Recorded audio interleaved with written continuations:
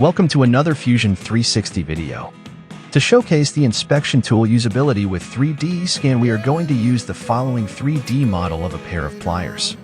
This model was generated using photogrammetry and is available on Sketchfab. You can find the link in the video description.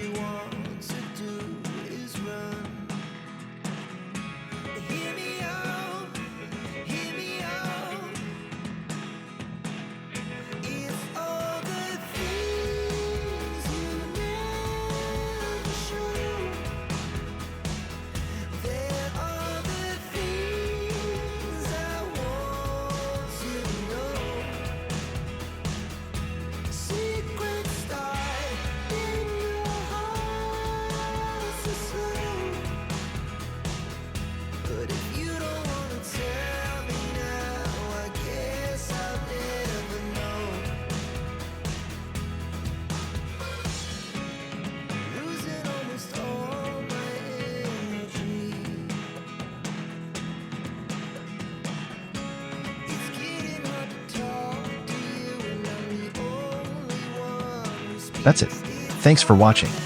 Consider to check the Fusion 360 tips and tricks playlist for more.